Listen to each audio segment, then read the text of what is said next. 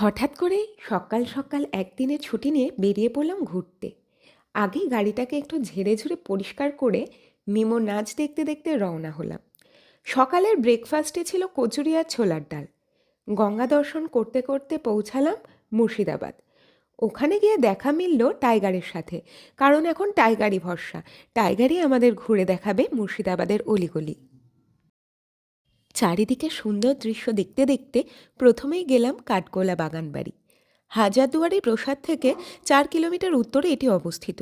শোনা যায় এই গেটের দুপাশে এককালে ছিল কাঠের গোলা, সেইখান থেকে এই নামের উৎপত্তি। টিকিট কাউন্টার থেকে টিকিট কেটে ভেতরে প্রবেশ করলাম। আর এইটা হলো কাঠগোলা প্রাসাদ। কাঠগোলা প্রাসাদের অন্তর্মহলের ভিডিওটা শেয়ার করলাম তোমাদের সাথে। এখানে ছিল নবাবদের আমলের বিশালাকৃত ঘর, যেখানে বড় বড় ঝাড়বাতি আর আয়নার আধিক্যটাই বেশি ছিল।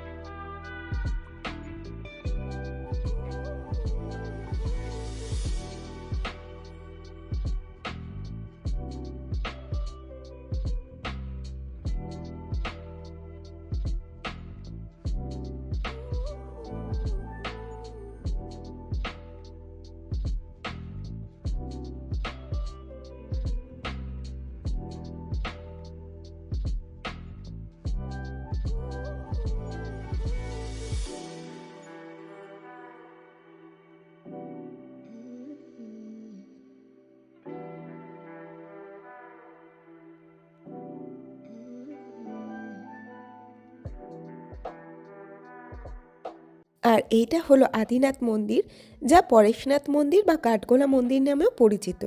এখান থেকে চলে গেছিলাম আমরা জগৎ শেঠের বাড়িতে। কথিত আছে পলাশের যুদ্ধের সময় ইনি নাকি অর্থের যোগান দিয়েছিলেন। মিউজিয়ামে ঢুকতেই দেখতে পেলাম মসলিন এবং অন্যান্য বিলাসবহুল পোশাক। তার মধ্যে ছিল সোনার উপর সুতো দিয়ে বানানো বেনারসি শাড়ি। তারপর সুড়ঙ্গ দিয়ে অন্য ঘরে প্রবেশ করে দেখলাম তখনকার আমলে ব্যবহৃত কাপ ডিশ প্লেট ডিসপ্লে করে রাখা রয়েছে। আর ওই কোণার আয়নাটা দেখে বেশ অবাকই হলাম, কারণ ওইটায় নিজের প্রতিচ্ছবি নিজে দেখতে পাওয়া যাচ্ছিল না। তারপর আবারও অন্য সুড়ঙ্গ পথ ধরে এলাম অস্ত্রাগারে।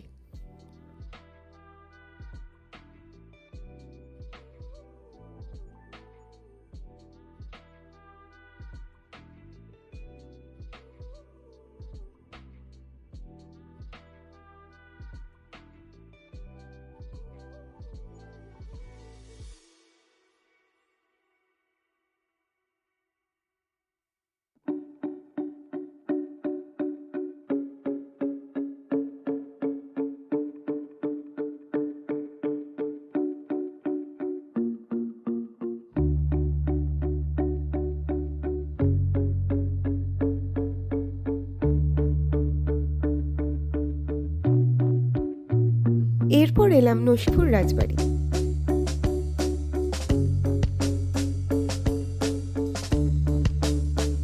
এখানে ছিল বিভিন্ন ঠাকুরের মন্দির।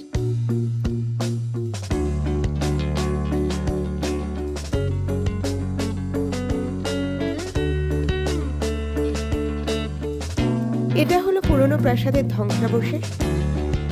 ছিল পুরনো লাইব্রেরি ও নথিপত্র।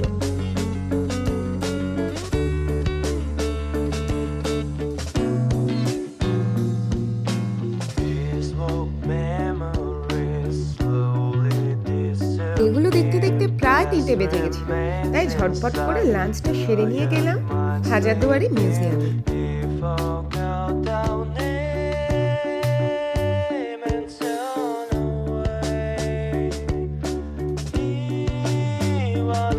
এরপর নৌকোয় গঙ্গার ওপারে গিয়ে কিছুটা ভ্যানে করে পৌঁছালাম আলীবর্দী খাঁ ও সিরাজউদ্দৌলার সমাধিক্ষেত্রে, যা খোশবাগ নামে পরিচিত। এখানে নবাব পরিবারের অনেকেরই সমাধি ছিল এবং এখানে একটি মসজিদও ছিল। এবং এত কিছু দেখার পর মুর্শিদাবাদকে টাটা বাই বাই বলে চা খেয়ে রওনা দিলাম বাড়ির দিকে। আজকের ব্লগটা এইটুকুনি। যদি ভালো লাগে শেয়ার করো আর কমেন্ট করতে ভুলো না কিন্তু।